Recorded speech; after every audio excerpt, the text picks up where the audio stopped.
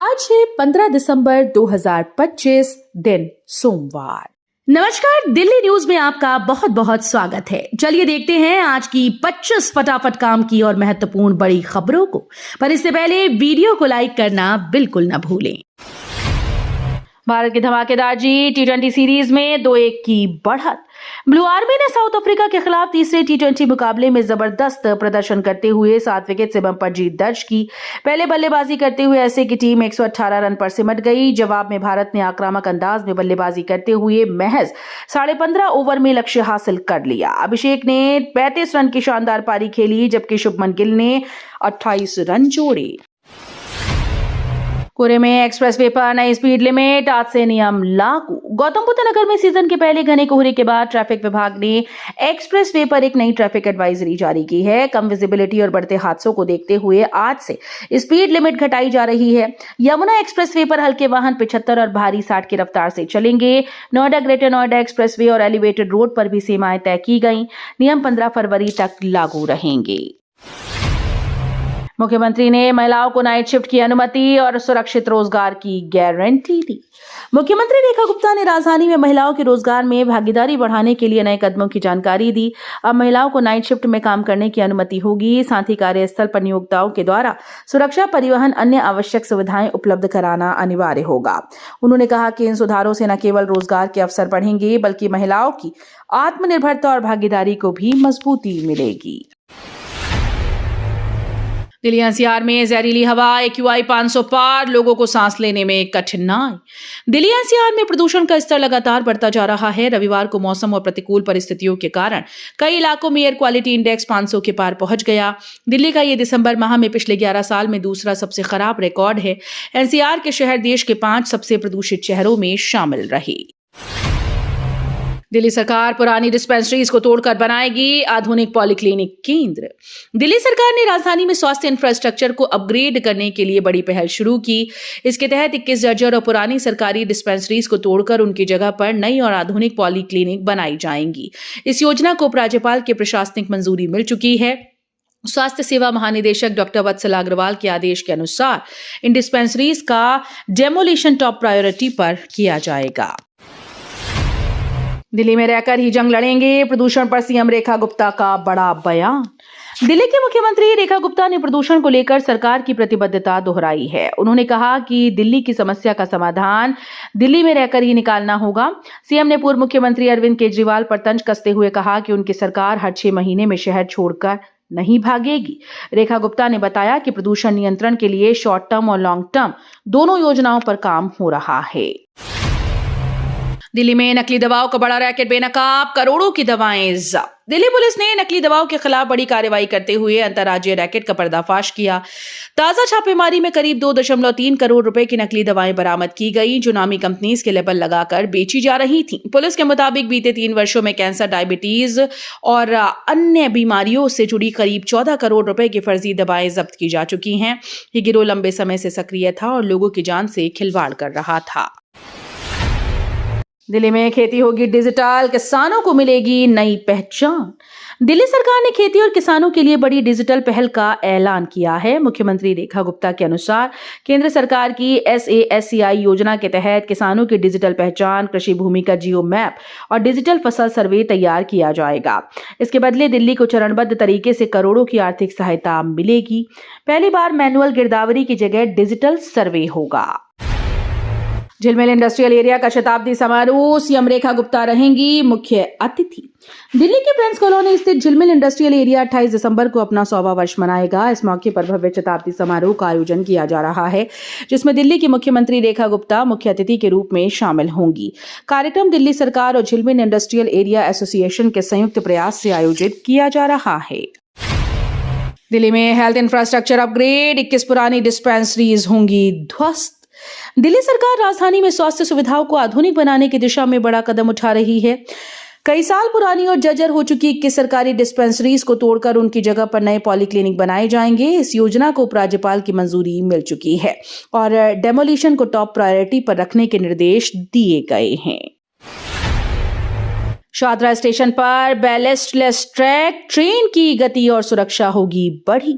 Shahdara station से गुजरने वाली मुख्य रेलवे लाइन पर नई बैलेस्टलेस तकनीक का ट्रैक बिछाया जाएगा। इस तकनीक में पारंपरिक गिट्टी की जगह पर कंक्रीट की मजबूत स्लैब डाली जाएगी, जिस पर रेल पटरियां फिक्स होंगी। रेलवे सूत्रों के मुताबिक बैलेस्टलेस ट्रैक से ट्रेन की गति 130 से 150 किलोमीटर प्रति घंटे तक बढ़ाई जा सकेगी और संचालन की सुरक्षा भी बेहतर होगी।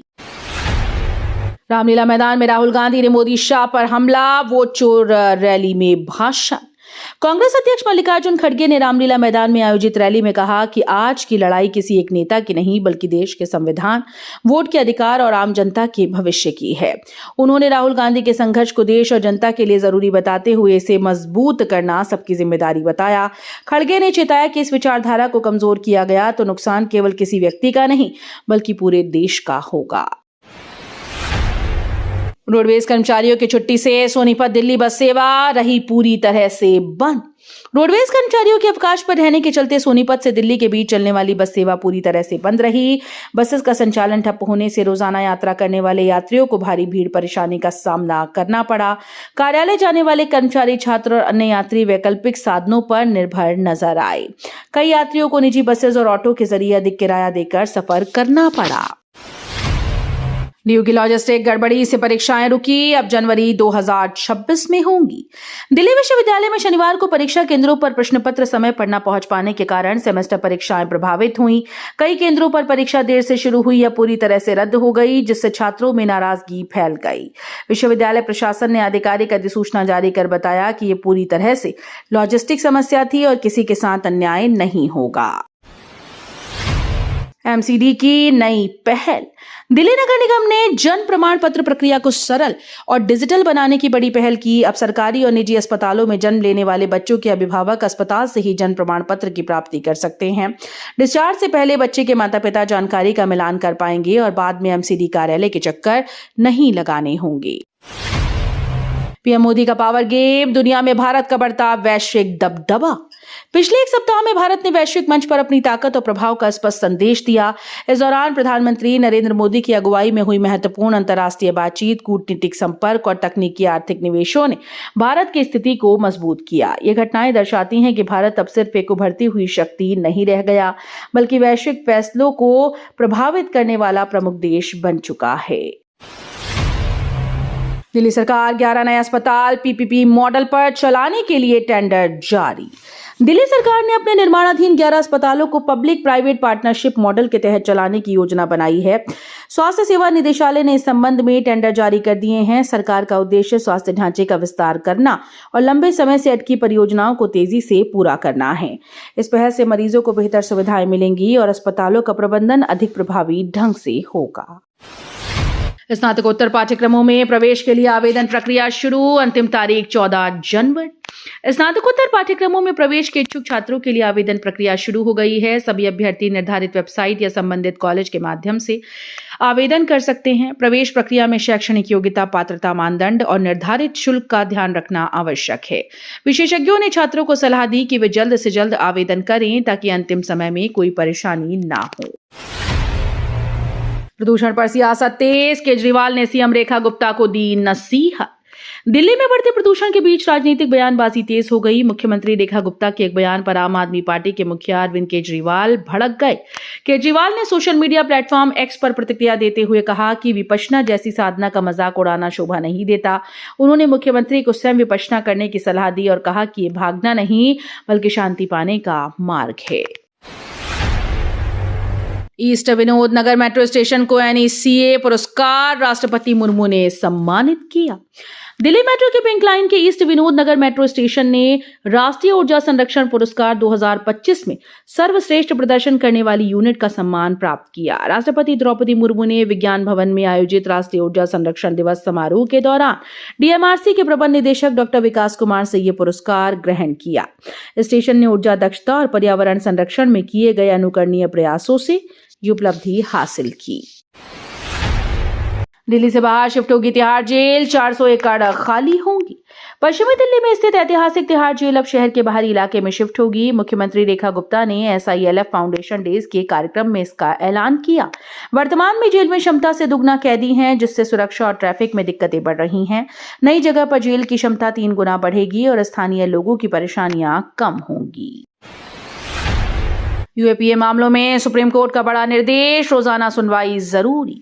सुप्रीम कोर्ट ने हाई कोर्ट्स को निर्देश दिया कि वे UAPA जैसे मामलों की स्थिति की जांच करें और 5 साल से लंबित ट्रायल्स को प्राथमिकता दें। अदालत ने रोजाना सुनवाई कराने, विशेष अदालतों की संख्या और सरकारी वकीलों की नियुक्ति की समीक्षा करने का आदेश दिया। कोर्ट ने कहा कि जहां उल्टा भार आरोपी पर होता है, राज्य को ट्रायल तेज पूरा कराना अनिवार्य है। पीएम मोदी विरोधी नारों पर सियासी बवाल, बीजेपी का कांग्रेस पर हमला। दिल्ली में कांग्रेस के विरोध प्रदर्शन के दौरान प्रधानमंत्री नरेंद्र मोदी के खिलाफ लगाए गए नारों पर सियासी घमासान तेज हो गया। बीजेपी ने इसे लोकतांत्रिक मर्यादाओं का उल्लंघन बताते हुए कांग्रेस पर तीखा हमला किया। बीजेपी प्रवक्ता संबित पात्रा ने कहा कि कांग्रेस जनभावनाओं को समझने में नाकाम रही। वहीं कांग्रेस ने नारों से किनारा करते हुए स्पष्ट किया कि ये पार्टी की सोच नहीं है और ऐसे आपत्तिजनक नारे कुछ भटके हुए लोगों की हरकत हो सकते हैं। दिल्ली का ड्राफ्ट मास्टर प्लान 2041 अब तक नोटिफाई नहीं। दिल्ली का ड्राफ्ट मास्टर प्लान 2041 अपने समय से 4 साल लेट है। इसे 2017 में बनाने की प्रक्रिया शुरू हुई थी, लेकिन अब तक नोटिफाई नहीं किया गया। केंद्र और राज्य की आपत्तियों के चलते transit oriented development, land pooling, heritage conservation और यमुना के जीर्णोद्धार जैसी परियोजनाएं अटकी हुई हैं। यमुना के बाढ़ क्षेत्र में 7,362 हेक्टेयर अवैध कब्जे की जानकारी सामने आई। प्रधानमंत्री मोदी भी कार्यक्रम में होंगे, ट्रैफिक अलर्ट जारी। महान फुटबॉलर लियोनेल मेसी आज दिल्ली के अरुण जेटली स्टेडियम में आएंगे। कोलकाता कार्यक्रम के दौरान हुए हंगामे को ध्यान में रखते हुए दिल्ली पुलिस पूरी तरह से अलर्ट है। स्टेडियम और आसपास 3 लेयर सुरक्षा के तहत 3,000 से अधिक जवान तैनात रहेंगे। सीसीटीवी और ड्रोन निगरानी भी सतत जारी रहेगी। प्रधानमंत्री मोदी भी कार्यक्रम में मौजूद रहेंगे। ITO, दिल्ली गेट और आसपास के क्षेत्रों में ट्रैफिक जाम की संभावना है।